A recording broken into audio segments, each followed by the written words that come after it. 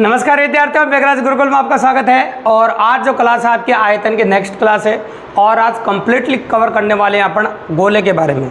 तो गोले के बारे में कंप्लीटली एनालिसिस करने वाले हैं और गोले में क्या क्या बातें काम आती है वो सारी पढ़ने के बाद एग्जाम क्वेश्चंस कैसे बने हैं उन सब के बारे में बात करने वाले हैं। तो आज की जो कंप्लीट क्लास है आयतन, गोले का आयतन, गोलों का संपूर्ण क्षेत्रफल और गोले अर्ध गोले के बारे में, गोले को सब कंप्लीटली क्लास होने वाली है, इसलिए वीडियो को एंड तक देखो। तो गोले से रिलेटेड कोई भी क्वेश्चन अगर एग्जाम में आता है तो कभी गलत नहीं होगा आज ही क्लास देखने के बाद दोस्तों। तो चलो शुरू करते हैं, अपन गोले की बात करते हैं। गोले में क्या क्या बातें काम आती है और कौन कौन सी इंपॉर्टेंट बातें उन पर एनालिसिस करना शुरू करते हैं। तो सबसे पहले अपन बात कर रहे हैं आपके सामने टॉस गोले की। और टॉस गोला आपके सामने बोर्ड में बन रहा है, अगर आप नोटिस करो तो गौर से देखिएगा। तो ये आपका टॉस गोला है। अब टॉस गोले की अगर हम बात करें आपके सामने तो चारों दिशाओं से टॉस ही दिखता है। देखो अरे कहीं आपके सामने चारों दिशाओं से गोला ही दिखता है। इधर से देखो तब भी गोला दिखता है, इधर से देखो तब भी गोला ही दिखता है, और इधर से आप देखोगे तब भी आपको गोला ही दिखाई देगा, और इधर से आप देखोगे तब भी आपको गोला ही दिखाई देगा। तो आप जानते हैं एक वर्त का जो क्षेत्रफल होता है ना वो पाई आर स्क्वायर होता है। एक वर्त का जो क्षेत्रफल हो, ये ध्यान रखने का तरीका है कि एक वर्त का जो क्षेत्रफल होता है वो पाई आर स्क्वायर होता है। तो ये चारों तरफ से वर्ताकार दिख रहा भी है, इसलिए गोले का संपूर्ण पृष्ठीय क्षेत्रफल जो होता है, देखो गोला बोलो या आप कह सकते हो टॉस गोला बोलो, ये कंफ्यूज करने के लिए होता है। टॉस गोला बोलो तब भी गोला ही और गोला बोलो तब भी गोला ही। अगर उसको खोखला गोला बोलना है, अर्ध गोला बोलना है तो बोल के देगा, नहीं तो इसको तो बोलने की जरूरत नहीं है। इसको ठोस गोला भी कहो या फिर गोला भी कह सकते हो आप। गोला कहो तब भी ठोस गोला ही माना जाता है। देखो तो अपन कह सकते हैं गोले का संपूर्ण पृष्ठीय क्षेत्रफल। सबसे पहले काम आने वाली चीज़ है संपूर्ण पृष्ठीय क्षेत्रफल। तो संपूर्ण पृष्ठीय क्षेत्रफल के बारे में बात कर लेते हैं।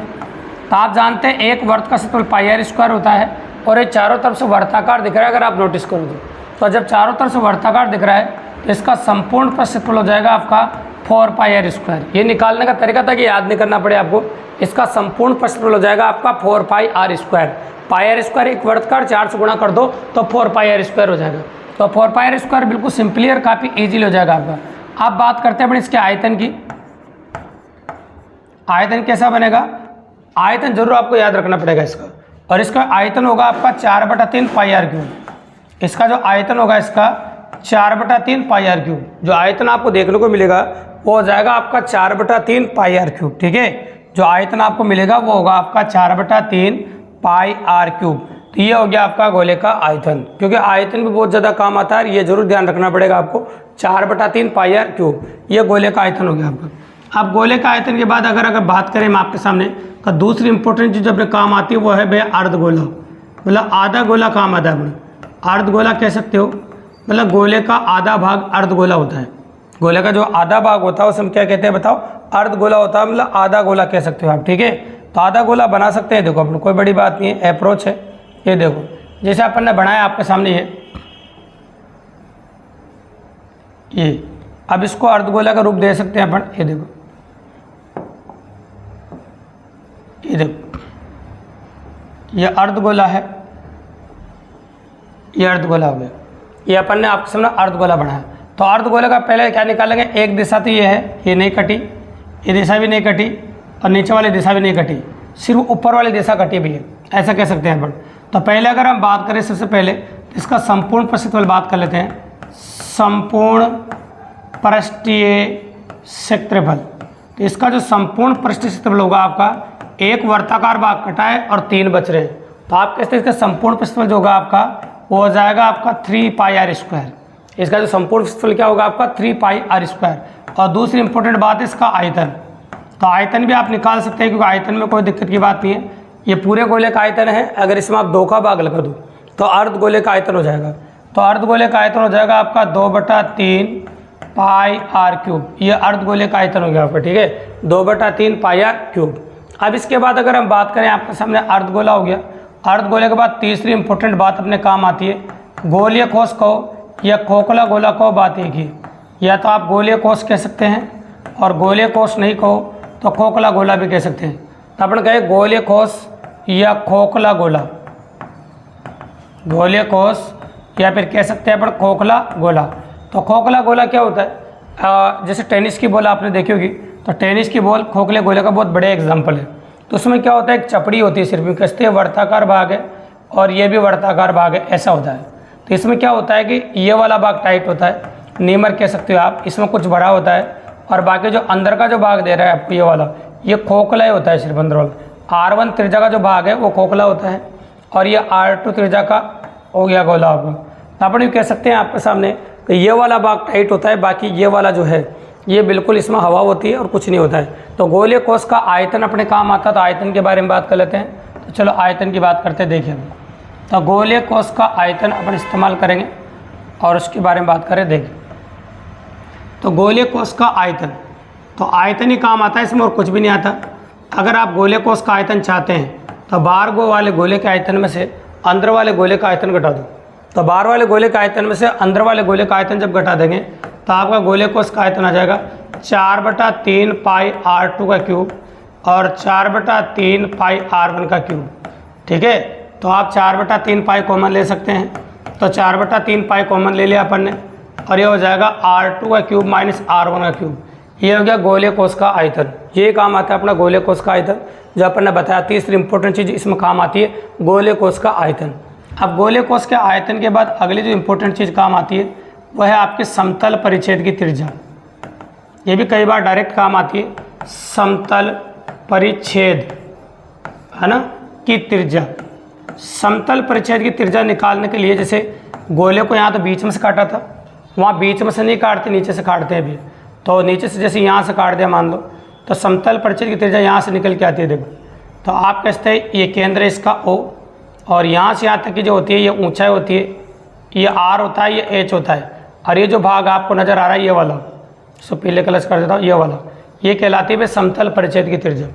तो पाइथागोरस प्रमेय से इसका मान निकाल सकते हैं अपन, और जो मान निकल के आएगा वो ये आएगा √R² माइनस H²।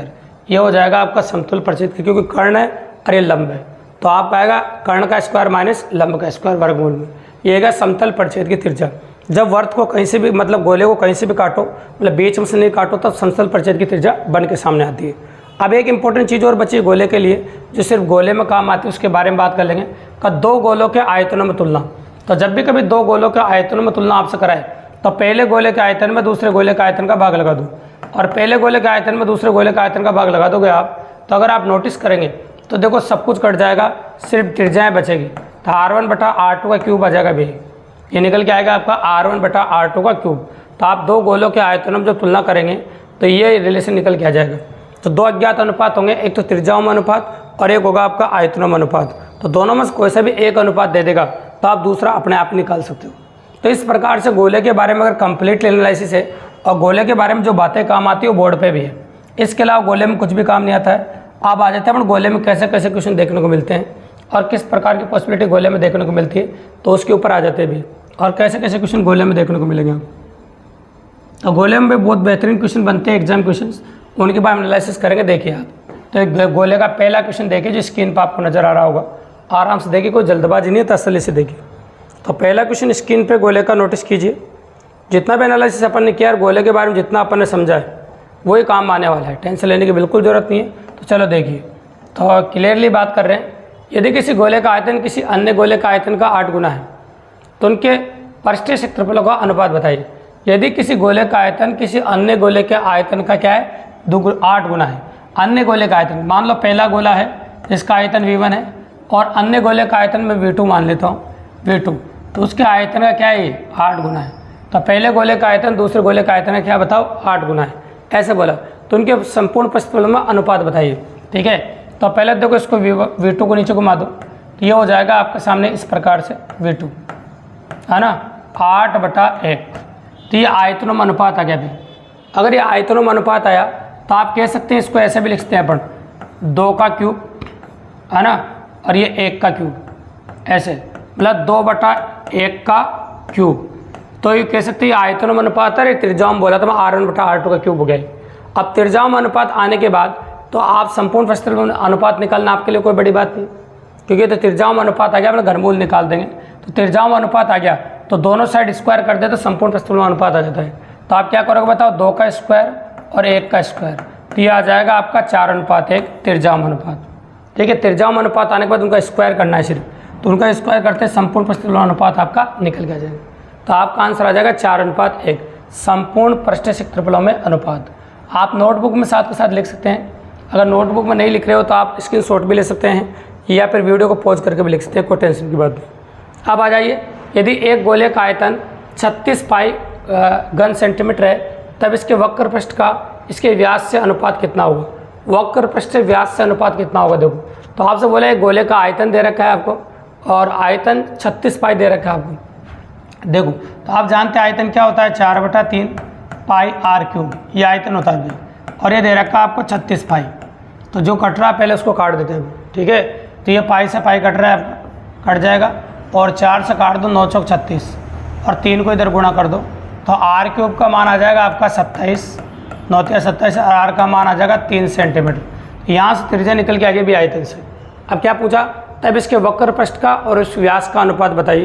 तो आप जानते हैं इसका वक्र पृष्ठ कितना होता है। वक्र पृष्ठ देखो, वक्र पृष्ठ कौन सा भाग होता है इसका, है ना। तो वक्र पृष्ठ की बात करें अपन, तो संपूर्ण पृष्ठ पहले काम में लेते हैं, वक्र पृष्ठ तो पॉसिबल है नहीं, क्योंकि इसका पूरा पृष्ठ ही काम आता है। वक्र पृष्ठ में एक वर्त का क्षेत्रफल आ जाता है। अगर वक्र पृष्ठ की बात करें तो क्या आ जाएगा, एक वर्त का क्षेत्रफल आ जाता है पाई आर स्क्वायर, है ना। एक साइड से देखो वर्ताकार, तो वक्र पृष्ठ ये होता है। अब यूँ घूमेंगे अपन तो सब जगह से वर्ताकार ही दिख रहा है, देखो। तो वक्र पृष्ठ का तो पॉसिबिलिटी है नहीं, तो इसलिए 4 पाई आर स्क्वायर ही लेंगे अपन। और बताइए, तो व्यास कितना आपका 2r, ऐसा हो जाएगा। अब जो दे रखा है उसको काम में ले सकते हैं अपन, कोई बड़ी बात नहीं। तो चलो देखिए आप, तो ये r से तो r कट जाएगा आपका, 2 से कट जाएगा ये 2 बार, तो ये 2 पाई आर बचेगा भी। क्या बचेगा, 2 पाई आर। और आप जानते हैं पाई तो उसने दे रखा है, तो पाई तो काटने की जरूरत है नहीं। तो 2 पाई ऐसे कैसे रखो, और r का मान 3 रख दो, तो ये हो जाएगा भैया 6 पाई आर। क्या आ जाएगा बताओ, 6 पाई। तो अनुपात जो निकल के आएगा वो कितना आ जाएगा आपका, 6 पाई। ठीक है भाई, कितना अनुपात आ जाएगा आपका, 6 पाई। और अगर अपन r रखते हैं ना तो फिर वो आंसर नहीं आता फिर। तो इसलिए वक्र पृष्ठ क्या पूरा है वक्र पृष्ठ होता है वो, तो चारों तरफ से, तो संपूर्ण क्षेत्रफल इस्तेमाल कीजिए। ठीक है, ये क्वेश्चन नंबर 2 हो गया। अब क्वेश्चन नंबर 2 के बाद अगला क्वेश्चन जो स्क्रीन पर आप नोटिस कर रहे हैं, इसको भी गौर से देखिए, बहुत प्यारा सवाल है। तो देखो आपके सामने बोला है, ये देखो, यदि किसी गोलार्ध का कुल पृष्ठीय क्षेत्रफल, गोलार्ध मतलब गोलार्ध दे रखा है, तो गोलार्ध के आधार की त्रिज्या ज्ञात कीजिए, है ना। गोलार्ध, गोल प्लस अर्ध, है ना, मतलब गोलार्ध का मतलब क्या होता है, आधा गोला, है ना। तो यदि किसी गोलार्ध का कुल पृष्ठीय क्षेत्रफल ये दे रखा है आपको, है ना, दे रखा है, तो गोलार्ध के आधार की त्रिज्या ज्ञात कीजिए। तो इसका संपूर्ण क्षेत्रफल कितना होता है आपका, 3 पाई आर स्क्वायर, और ये दे रखा है आपको 27 पाई। तो ये पाई से पाई कट जाएगा, 3 से 9 बार कट जाएगा, तो आर स्क्वायर बराबर कितना हो जाएगा, 9, और आर बराबर हो जाएगा आपका 3 सेंटीमीटर। तो क्या पूछा, गोलार्ध के आधार की त्रिज्या ज्ञात कीजिए। तो गोलार्ध के आधार की त्रिज्या कितनी हो जाएगी आपकी, 3 सेंटीमीटर। तो बिल्कुल सिंपल क्वेश्चन है। गोलार्ध बोले तो गोले का आधा भाग है, तो गोले का आधा भाग क्या कहलाता है, अर्धगोला। तो गोले का जो आधा भाग है वो अर्धगोला होता है। तो ये हो गया आपका क्वेश्चन नंबर 3, बिल्कुल सिंपली और काफ़ी आसान भाषा में। अब आ जाइए अगला क्वेश्चन। इसमें क्या दे रखा है, सबसे इंपॉर्टेंट बात है कि क्वेश्चन में वो नोटिस करो पहले क्या दे रखा है। यदि किसी गोले का पृष्ठीय क्षेत्रफल 616 वर्ग सेंटीमीटर है, पृष्ठीय क्षेत्रफल देखो, यदि किसी गोले का पृष्ठीय क्षेत्रफल 616 वर्ग सेंटीमीटर, तो उसका आयतन क्या होगा, ऐसा आपसे बोला। देखो पृष्ठीय क्षेत्रफल बोला है ना, तो हमेशा यहाँ पाई आर स्क्वायर ही काम में लेना, क्योंकि एक पृष्ठ से इतना ही दिखाई देता है ना। जैसे अपन वहाँ बोला था ना, संपूर्ण क्षेत्रफल ले सकते हैं, लेकिन अगर पाई आर स्क्वायर लोगो तो ज़्यादा बेटर रहेगा, है ना। तो एक पृष्ठ से वर्ताकार ही दिखता है, और चारों पृष्ठ से पाई आर स्क्वायर बोलते, इसलिए पृष्ठीय क्षेत्रफल बोल देता आपको। तो किसी गोले का पृष्ठीय क्षेत्रफल 616 वर्ग सेंटीमीटर है, तो उसका आयतन ज्ञात कीजिए। तो अगर ये 616 होता है तो त्रिज्या कितनी हो जाती है आपकी, 14, तो 14 सेंटीमीटर त्रिज्या हो जाती है आपकी, बिल्कुल सिंपल है। अब आपसे बोला कि आयतन ज्ञात कीजिए, क्या ज्ञात कीजिए, आयतन। तो आयतन क्या होता है आपका, 4/3, है ना, ऐसे 22/7, है ना, अब पाई आर क्यूब। ठीक है, तो क्यूब कितनी बार, 3 बार लिखना पड़ेगा, ये 3 बार लिख दो, ये आयतन हो जाएगा। अब 7 से काट दो, 2 बार कट जाएगा अभी, ये 3 नहीं कटेगा, इसलिए इसने गुणा करके लिख रखा है, कोई दिक्कत की बात नहीं।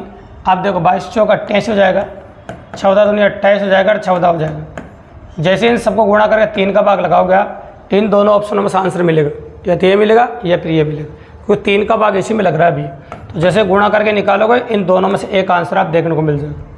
ठीक है, क्योंकि 3 से तो संख्या कट ही नहीं रही, जब 3 संख्या नहीं कट रही थी ऐसे याद रखना। तो जब भी कभी पृष्ठीय क्षेत्रफल बोले तो पाई आर स्क्वायर ही मानना भी। ठीक है, वक्र पृष्ठ बोले, पृष्ठीय क्षेत्रफल बोले, आना बात एक ही। लेकिन अगर यूँ करें संपूर्ण क्षेत्रफल 4 पाई आर स्क्वायर हो जाता है। ठीक है, क्योंकि एक साइड से वर्ताकार ही दिखाई देता है, ऐसा हो जाएगा। आगे देखिए,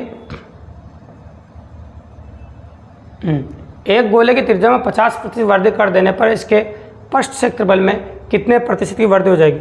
अब एक गोले की त्रिज्या में हम 50% की वृद्धि कर रहे हैं। एक गोले की त्रिज्या में कितनी वृद्धि कर रहे हैं, 50% वृद्धि कर देने पर सिर्फ पृष्ठीय क्षेत्रफल में कितनी प्रतिशत वृद्धि हो जाएगी। तो आप जानते हैं पृष्ठीय क्षेत्रफल की बात करें तो वहाँ R² होता है। क्या होता है, R²। तो ये समझ लो कि 2 बार ही काम आना है। 50% आपको 2 बार ही वृद्धि करनी है। तो परसेंटेज परिवर्तन इस्तेमाल कर सकते हैं आप। तो परसेंटेज परिवर्तन इस्तेमाल करें तो क्या लिखेंगे आप, 50 + 50, 50 × 50 को कांस्टेंट वैल्यू का तो कोई फर्क पड़ेगा नहीं।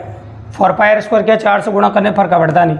2 0 से 2 0 कट जाएगी, ये हो जाएगा आपका 100। 5 × 5 = 25, मतलब 125% की वृद्धि होगी। कितनी वृद्धि हो जाएगी, 125% की वृद्धि हो जाएगी। क्योंकि परसेंटेज परिवर्तन लगाया अपन ने, +-a +-b और +-ab/100। पूरी गणित में इसी का इस्तेमाल करते हैं और पूरे गणित में इसी को काम में लेते हैं बेटों को, टेंशन की बात नहीं। तो हो गया आपका क्वेश्चन नंबर 6। अब आ जाओ क्वेश्चन नंबर 7 पे। कंबाइंड क्वेश्चन है, अर्धगोले और गोले का, मतलब दोनों का लॉजिकल एनालिसिस किया। देखिए आप, एक गोले तथा एक अर्धगोले का आयतन बराबर है। एक गोले का और एक अर्धगोले का आयतन क्या बराबर है, तो उनकी त्रिज्याओं में अनुपात ज्ञात कीजिए। तो एक गोले का आयतन क्या होता है, 4/3 πr1, इसकी त्रिज्या r1 मान लेते हैं। और इसका होता है 2/3 πr2 का क्यूब, ये मान लेंगे। दोनों बराबर है, दोनों बराबर, काटना शुरू करो, ये कट जाएगा, इससे 3 से 3 कट जाएगा और 2 से 2 बार कट जाएगा। अब आपको r2 को इधर घुमाओ और 2 को इधर घुमाओ, तो ये हो जाएगा r1/r2 का क्यूब और बराबर 2/1। ठीक है। अब घनमूल निकालना पड़ेगा इसे, क्योंकि त्रिज्याओं में अनुपात आपसे पूछा है। तो 2 का तो √2 हो जाएगा और इसका 1 हो जाएगा।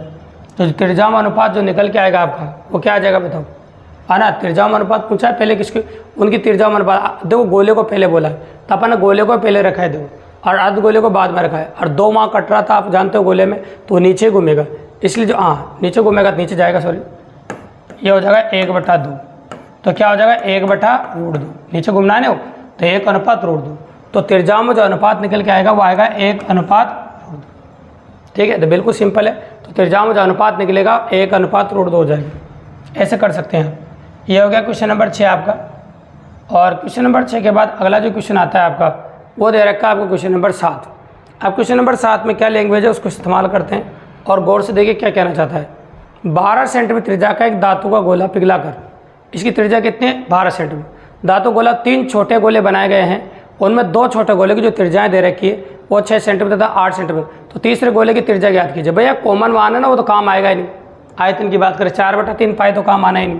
तो आप कह सकते हैं कि बड़े गोले का जो त्रिज्या है वो 12 क्यूब, एक का कितना है 6 का क्यूब, फिर इसका कितना है 8 का क्यूब। इसकी त्रिज्या आप r मान लो, r का क्यूब हो जाएगा, त्रिज्या अपना आप आ जाएगी। ठीक है, 4/3 पाई तो उधर से इधर से कट गया, उसका मतलब ही नहीं। तो 12 कितना होता है 1728, ये 216, और 8 का कितना होता है 512, ये r³ हो गया। अब क्या करना है, इन दोनों को जोड़ना है और जोड़ के उधर घुमा देना है। 1728 माइनस इनको जोड़ो 8 और ये कितना हो जाएगा 2 और 728 बराबर r का क्यूब। अब इसमें से घटाओ, इसको घटाएं क्या आएगा 0 0 है ना, 0 और 1, ये r³। तो बताओ r का मान कितना आ जाएगा, 1000 घनमूल 10। तो आंसर आ गया सेंटीमीटर में दे रखा 10 सेंटीमीटर। तो तीसरा गोला जो बन रहा है उसमें से उसकी जो त्रिज्या आएगी वो आ जाएगी 10 सेंटीमीटर। तीसरा गोला जो उसमें से बन रहा है उसकी त्रिज्या कितनी आ जाएगी आपकी 10 सेंटीमीटर। बिल्कुल सिंपल है। तो ये था क्वेश्चन नंबर 7 आपका। क्वेश्चन नंबर 7, इसमें 7 क्वेश्चन 7 ही थे, प्रैक्टिस इतनी सी थी। तो अगर आपको वीडियो पसंद आए हो, अच्छा लगा और प्रैक्टिकल से बहुत अच्छा लगा हो तो चैनल को सब्सक्राइब करें, लाइक करें, शेयर करें और अपने और दोस्तों को बताओ ताकि इसी प्रकार के बेहतरीन क्वेश्चंस या वीडियोज़ लाने का मोटिवेशन हम आपसे प्राप्त होता रहे दोस्तों। धन्यवाद।